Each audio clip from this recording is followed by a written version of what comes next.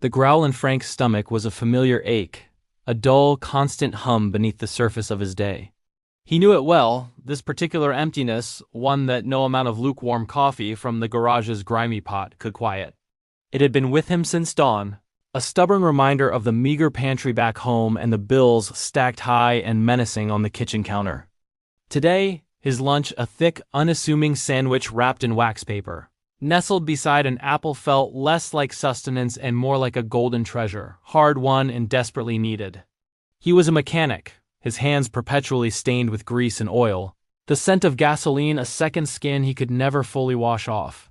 His days were spent under hoisted vehicles, the clang of wrenches against metal a symphony he knew intimately. The garage was cold, even in late spring, and the work was relentless. But it was honest work and it put a roof over his boy's head. He clung to that truth, even on days when the roof felt like it was caving in. Frank pushed himself out from under a rattling pickup truck, wiping a slick of sweat from his brow with the back of a hand. He saw the new kid then, Kevin, hunched over a workbench, pretending to be absorbed in cleaning a set of spark plugs. Kevin was young, maybe 18, with a haunted look in his eyes that Frank recognized all too well. He'd seen it in the mirror too often himself. Kevin's shoulders were slumped, his movements slow and listless, and Frank noticed the way he kept glancing at the clock, then quickly away, as if he were ashamed of his own hunger. Frank had seen it before, this silent, desperate hunger. He'd lived it. He remembered being Kevin's age, working 2 jobs, sending money home, and sometimes going days on just coffee and hope. He remembered the shame, hot and sharp, when his stomach would betray him with a loud growl in the middle of a quiet room. He remembered the kindness of an old foreman named Sal, who'd wordlessly slide a sandwich across the table and then pretend to be deeply interested in the newspaper. A simple act that felt like a lifeline.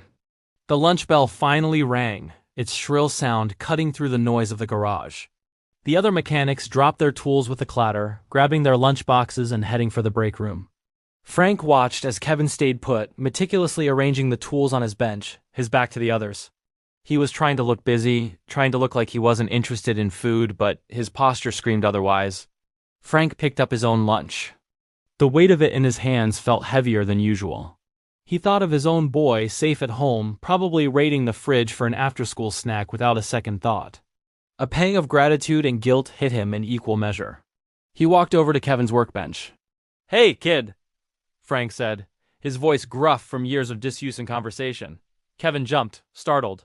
"Oh, hey, Frank, just finishing up here." He gestured vaguely at the neatly organized tools. Frank looked at the bench, then back at Kevin. "Good work. You're a quick learner." He held out his lunch. "Look, my wife, she always packs me too much.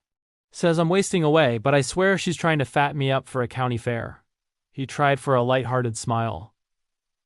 "I can't eat all this. You want half?" He opened the wax paper to reveal the sandwich. It was simple, thick-cut ham and cheese on white bread, but to a hungry stomach it was a feast. Kevin stared at it, his eyes wide. For a moment, pride warred with desperation on his young face. He opened his mouth to refuse. The automatic no. "I'm fine," already forming. "Don't be a knucklehead," Frank said, softening his tone. "Sal, the guy who trained me, he used to say a mechanic can't fix a car on an empty tank. Same goes for the mechanic." He tore the sandwich neatly in half. He wasn't lying about his wife packing too much. She always did. But today, he knew exactly where the other half needed to go. He placed one half on a clean paper towel on the bench and pushed it toward Kevin. Kevin's shoulders sagged in relief, the fight going out of him. "Thanks," he mumbled, his voice thick. "Thanks, Frank, I appreciate it." "Don't mention it," Frank said, already turning away to give the kid some privacy.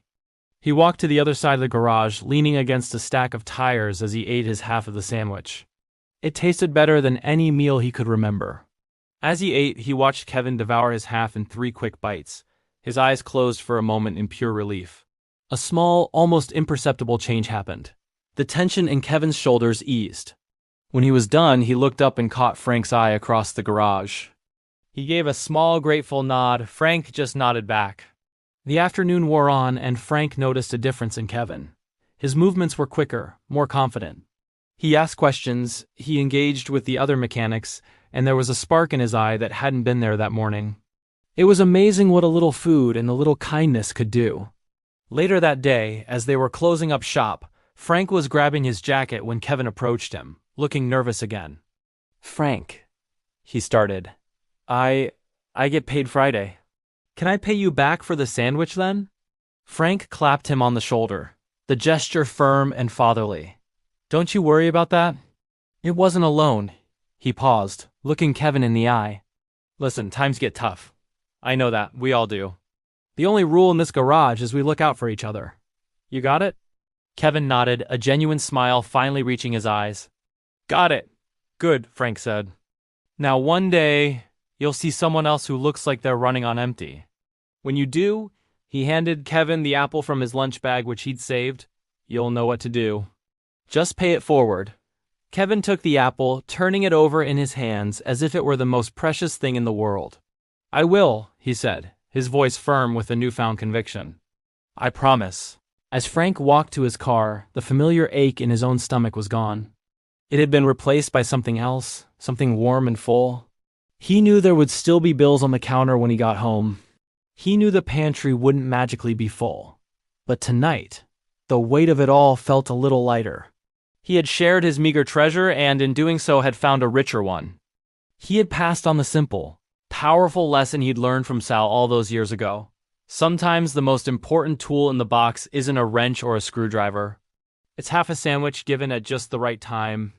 This story is a reminder that in a world that often feels disconnected, the smallest acts of kindness can be the most powerful forces for change. A shared meal, a moment of understanding, a simple gesture of "I see you," these are the things that truly refuel the human spirit. Thank you so much for watching. If this story resonated with you, please consider hitting that like button and subscribing to the channel for more content that explores the power of human connection. We'd love to hear your own stories of kindness in the comments below. Take care, and we'll see you in the next video.